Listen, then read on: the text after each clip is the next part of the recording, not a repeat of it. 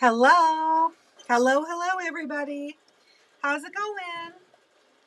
It's Darlene coming to you from Featherweight Doctor here in North Idaho. It's Monday evening, early evening here on the West Coast, and I am joining you to do my Ask the Doctor show. If you think my outfit is a little peculiar, it's because it is very cold outside, and I've had a little trouble keeping my body temperature today. So, sorry about the beanie and the jacket. I had planned this cute little outfit tonight, and I'm just too cold. So this is what you're going to get. How is everybody's weekend? Mine was good.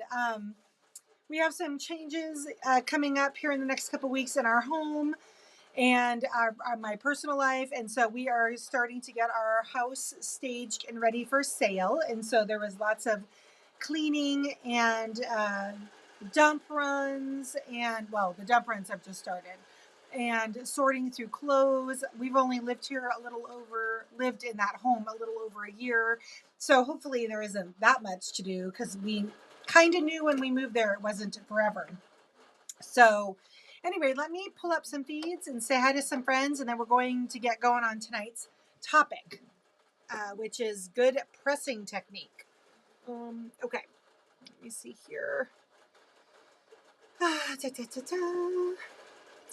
I'm coming to the end of a very large long arming order. I have a 9 order quilt order to pick up. Craziness, absolute craziness. Let's see, Facebook. I should do a show and tell with you guys on Wednesday's show, because one of the most fun I had doing these quilts was I got to pick all of the quilting patterns and backing. So I kind of had fun with that, if I'm being honest. Let's see. So we've got Facebook and YouTube. Let's see. Sorry, everybody. Studio.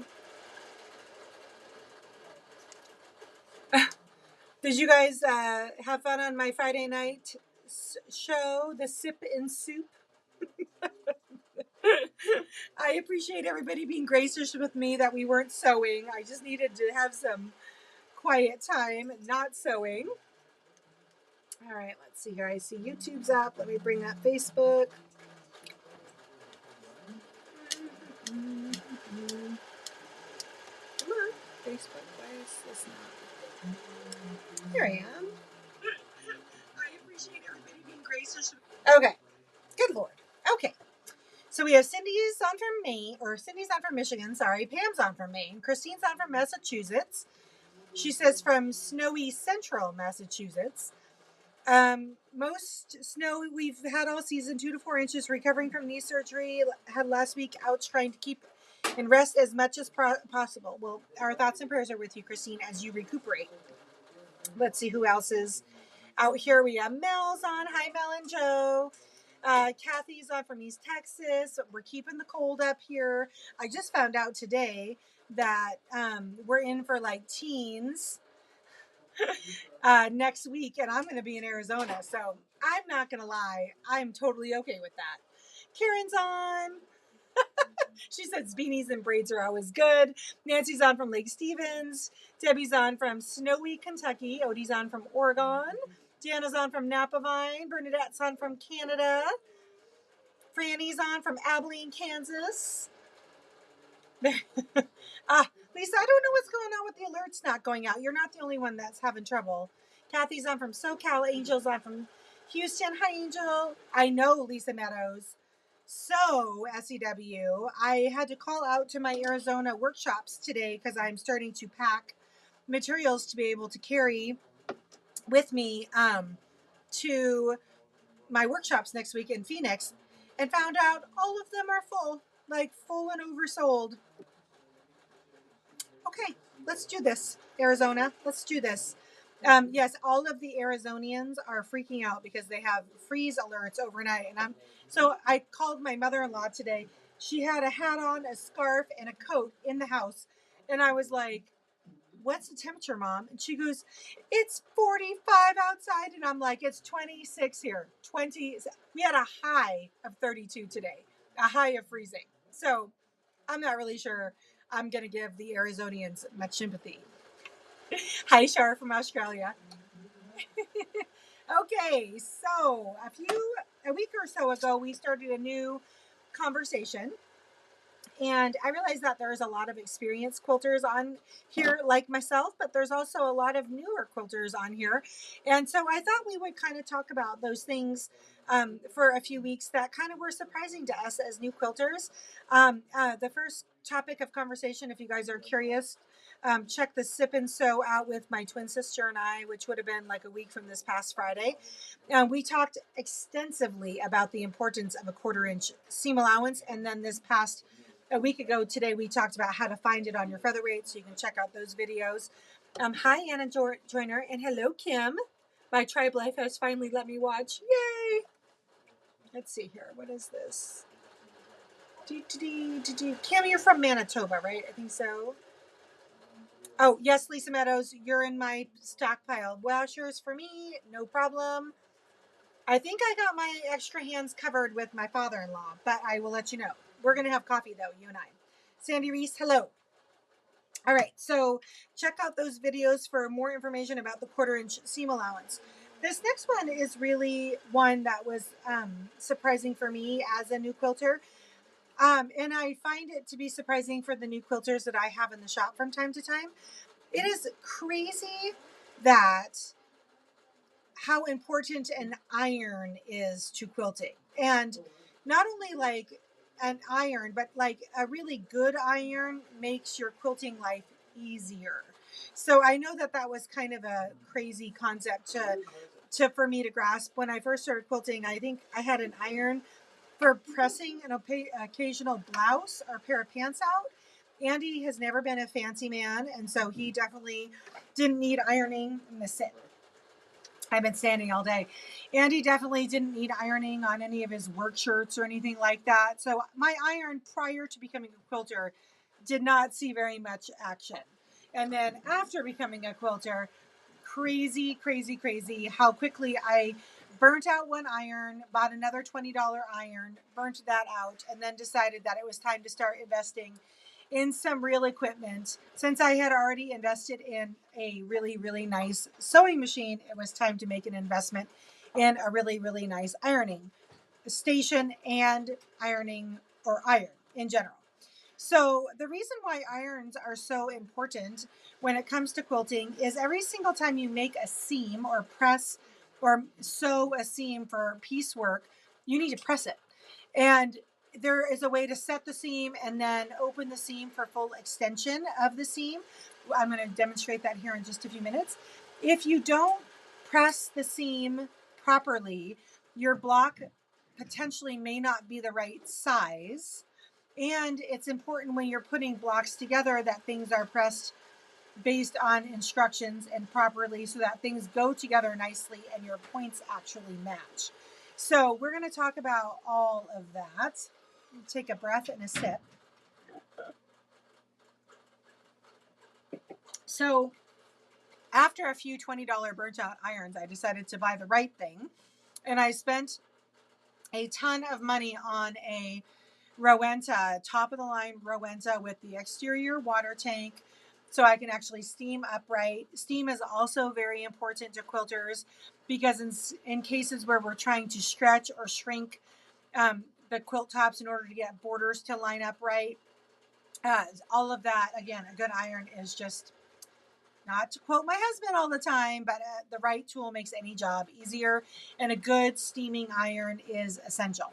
All right, so I was going to demonstrate the setting a seam process. I was probably well into my 10th year of quilting before anybody explained this to me. I did not realize that there was a step before the actual step of extending the seam open. There's a lot of conversation in my shop from time to time about whether you press to the left or the right or the dark or the light or you press it open, blah, blah, blah. The conversation goes on.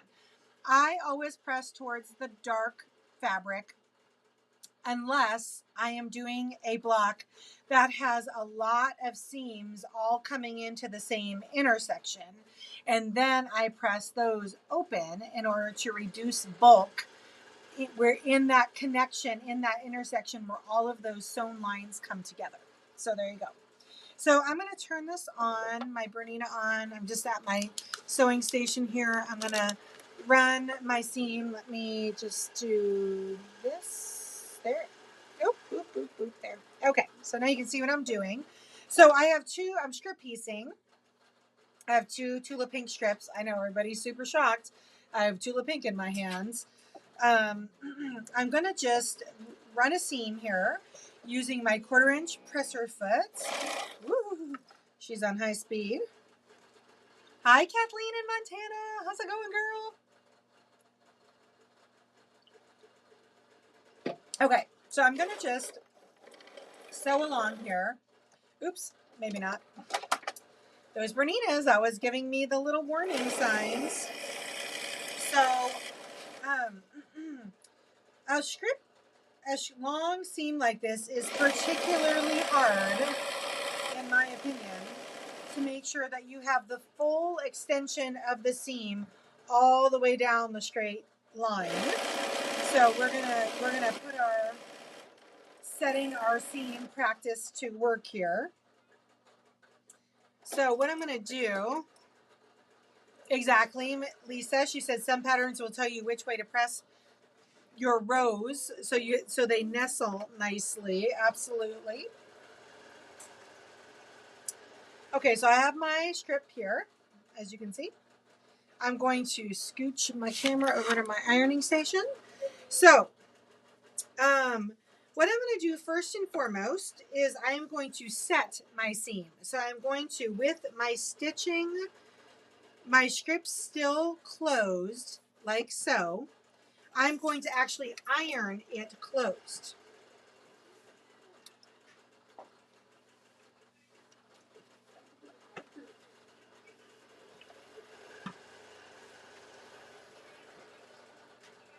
This is just my desk iron. I have the big irons over in the classroom. Hi, Jen Jen. Then I'm going to, depending on whether I'm pressing to the light or to the dark, I'm going to flip this over because I want to press towards this darker Tula, and I'm actually just rolling my finger over it to begin with to make sure that I get it open all the way. But what you're going to do is you're going to run it right down the seam, and I'll show you what happens when I do that. So as you can see, I have a full extension of the seam. There's no fabric hidden in that seam. The reason why we do that is when we're making blocks and the directions are calling for a 2.5 inch strip, a 2-inch strip, and then you want them to be sewn together. You want your block to be the size that the designer or that you intend it to be by having, there's a couple things at play. First of all, having the perfect 1/4 inch seam, having the right equipment and tool, the right presser foot, the right seam guide to get that proper 1/4 inch seam allowance, and then going ahead and setting and pressing the seam open. Now, if I was pressing this open, which I'm not, but if I was, I would follow my finger ahead of where the iron is pressing, and I would just open this seam like so as I was ironing, like this, to make sure that I got my seam fully open and fully extended. But in this case, I know I'm pressing towards the dark. Hello, Patty Smith. Thanks for saying hi on YouTube. And there you go. So that is how you set the seam and then get full extension in your seam when you are quilting. There is some other notions that I think are really helpful in getting good pressing and good good pressing practices. That's a lot of P's in one word. Sorry. Wool pressing cloths tend to really be helpful. They're also great because you can stick them down on regular tables. and not necessarily on full ironing boards, and they protect your tabletop. Also, clappers are not new, but kind of newer to me. Clappers are wooden bricks. I know that my good friends at Celtic Quilter sell them that say Celtic Quilter on them in Omaha. They're kind of wood bricks that when you are pressing a seam and you really want a nice, tight, flat, open seam, what you do is you press it with the hot iron and then you stick the clapper on it, so which is the wood brick, and it really allows it to cool, and then really has full, really flat seams, which is fabulous for working with bulk of fabric, and again, where you have blocks with many intersections and pieces. So those two things are very, very helpful. All right. So that was kind of our aha moment for this week with new to quilting, the importance of a good iron. I remember I recently had a beginning quilting student who was getting some private lessons, and I was sending her home to do some homework on her own. And I was like, "You have an iron, right?" And she goes, I don't know if I have an iron. Do I need one? And I'm like, "Well, if you're going to be a quilter, you'll need an iron." Aren't new quilters fun? They think everything we do is magical. All right, friends. Well, that was kind of all I had for you tonight. We will be back on. Actually, I think we're not going to be back on Wednesday. We're going to skip our Wednesday show this week. I have a lot of preparation to get ready to get on the plane on Sunday to come to Arizona, and so I'm going to put our Wednesday show off for the week, but we will be back on Friday for the Sip and Sew. I wouldn't miss that for the world. Friday for the Sip and Sew at 4 o'clock Pacific, right here on Facebook and YouTube. I want to thank everybody for joining me. I hope everybody has a fantastic rest of your evening, and I will see you on Friday. Oh, let's see. Hold on. Karen gave us, be careful using wool mats as the seam will penetrate through the surface underneath. Oh, wood top tables. Now they make wood ironing mats to protect the bottom. I didn't know that. That's good to know. All right. Sounds good, everybody.